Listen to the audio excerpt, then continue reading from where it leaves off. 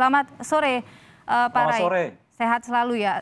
Kalau bicara soal statement yang muncul dari anak wali kota Bekasi nonaktif, Rahmat Effendi, apa yang Anda lihat? Apakah ini sebagai bentuk perlawanan hukum?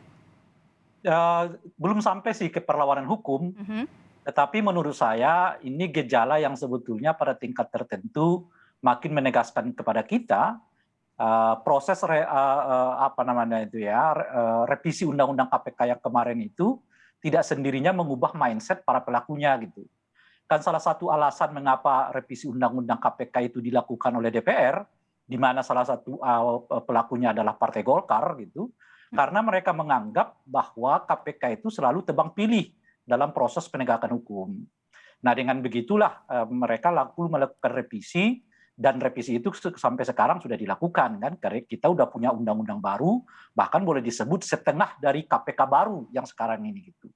Jadi kalau ada masih orang yang mengatakan bahwa penegakan hukum yang dilakukan oleh KPK punya potensi atau tendensi tebang pilih, menerabas pada kelompok tertentu, partai tertentu, organisasi tertentu, itu artinya mereka seperti menelan ya apa yang sudah mereka lakukan sebelumnya. Bukankah sebelumnya itu mereka melakukan revisi terhadap undang-undang KPK karena asumsi itu gitu.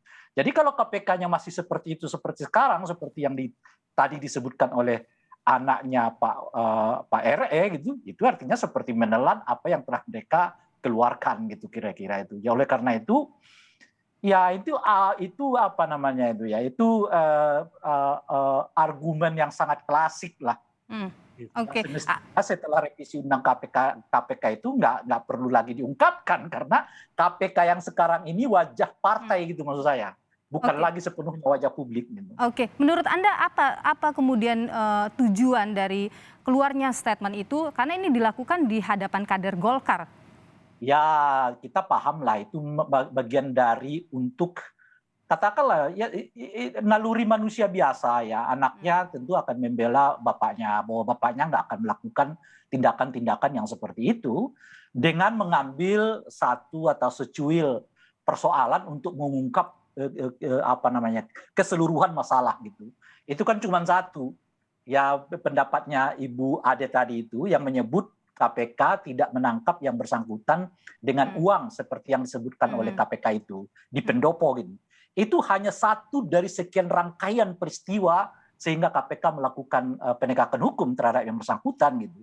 Nah, yang satu peristiwa inilah yang kemudian didramatisasi untuk sebenarnya menjelaskan bahwa seolah-olah nggak terjadi, nggak ada itu tindakan pidana korupsi atau suap yang dilakukan oleh yang bersangkutan gitu. Oke, Nah, itulah inilah pembelaan manusiawi lah dari seorang anak kepada bapak dan sebagainya gitu.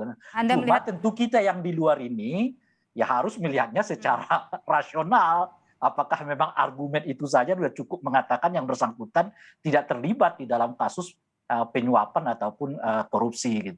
Ada juga soal disinggung soal pembunuhan karakter. Jadi upaya penangkapan ini adalah pembunuhan karakter. Apa yang Anda cermati dari statement itu? Terlalu berlebihan karena kan yang bersangkutan hanya wali kota di Bekasi, dan sepanjang yang kita ketahui sebetulnya tidak memiliki hajatan langsung di level yang sifatnya lebih besar. Katakanlah misalnya menuju gubernur 2024 yang akan datang atau menuju Pilpres 2024 yang akan datang. Karena itu argumen yang disebut membunuh karakter ya terlalu berlebihan. Bahkan pada level menteri sekalipun, ya kan, ketika ditangkap oleh KPK, nggak ada yang mengatakan bahwa menterinya sedang dibunuh karakternya gitu. Apalagi menterinya misalnya apa namanya itu tidak memiliki, maksud saya kita tidak membaca bahwa yang bersangkutan itu punya kans untuk sesuatu yang lebih besar dari sekedar jabatan kementerian. Ada juga yang mengatakan mengincar partai kuning. Asumsi itu boleh berkembang ya. Saya mau mengatakan boleh berkembang karena memang hampir setahun ini ya proses penegakan hukum banyak menyentuh anggota-anggota yang berasal dari partai politik Golkar gitu. Tetapi seperti yang saya kembali kepada argumen pertama, argumen itu tidak lagi patut diungkapkan oleh partai Golkar misalnya karena mereka telah merevisi undang-undang KPK itu oleh berdasarkan asumsi yang mereka bangun sebelumnya bahwa KPK itu punya kecenderungan untuk katakanlah misalnya mengganggu partai politik tertentu gitu ya dalam proses penegakan hukum pasca revisi Undang-Undang KPK. Jadi jangan mereka seperti yang saya sebutkan tadi menelan kembali apa yang mereka telah muntahkan gitu. Toh sekarang KPK ini saya istilahkan sekarang wajah KPK kita ini wajahnya adalah wajah partai politik.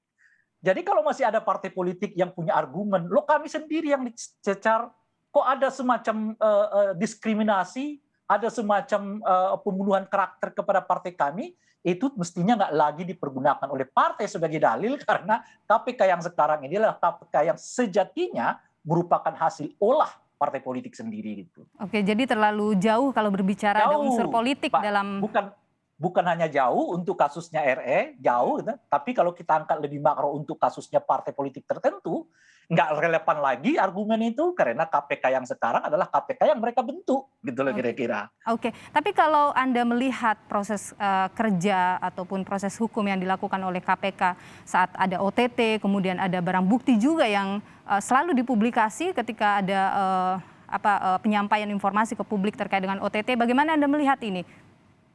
Iya, kita sih mendukung terus. Kan berbagai kritik kita itu kan dalam kerangka mendorong kinerja KPK tidak melemah gitu.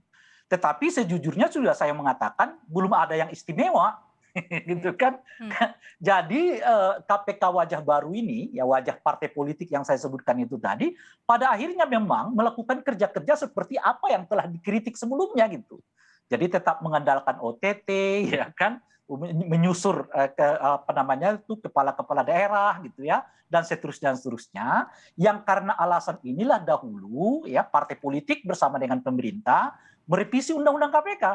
Jadi boleh disebut hasil revisi yang sekarang belum memiliki implikasi bagi peningkatan kinerja KPK. Jadi KPK yang sekarang itu ya masih sama, kurang lebih sama dengan KPK yang lama. Jadi oleh karena itu sebetulnya pertanyaannya kalau begitu buat apa revisi itu gitu kira-kira.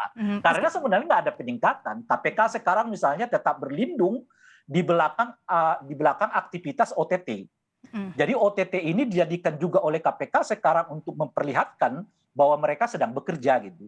Tentu itu kita harapkan, kita semua juga setuju-setuju. Saya kan dari dulu juga nggak terlalu peduli mau OTT mau apa, selama itu bisa dibuktikan tindak pidana korupsi, ya harus diselesaikan gitu. Nah, tapi saya mau mengatakan pada akhirnya kemudian apa yang jadi dasar bagi revisi Undang-Undang KPK itu juga lah yang jadikan sebagai argumen oleh KPK maupun oleh partai-partai politik untuk menunjukkan bahwa mereka seolah-olah ya kan tetap eksis dalam konteks pemberantasan korupsi. Gitu. Oke, Anda menilai bahwa dengan OTT yang dilakukan oleh KPK ini belum bisa maksimal menarik kembali kepercayaan publik kepada Komisi Pemberantasan Korupsi. Iya. Tadi kan mestinya lebih dari sekedar itu. Kan dahulu kan misalnya ada janji akan ada pembongkaran kasus, akan ada penelusuran kasus. Tidak hanya berpatok pada OTT-nya, tetapi kalau penting sampai kemana-mana. Nah, itu juga yang sampai sekarang tidak pernah kita buktikan. Nggak usah jauh-jauh lah. Misalnya HM yang dinyatakan hilang, ya DPO sampai sekarang. Sudah terdengar ke telinga kita bahwa yang bersangkutan masih di Indonesia, sampai sekarang belum bisa ditangkap oleh KPK gitu. Meskipun kita saya mengatakan bahwa kinerja KPK yang berkaitan dengan OTT tetap akan kita dukung selama itu dalam kerangka penegakan hukum terhadap mereka yang mencuri uang rakyat. Oke, baik. Terima kasih Pak Ray Rangkuti, Direktur Lingkar Madani untuk informasinya pada sore hari ini di Kompas Petang. Sehat selalu.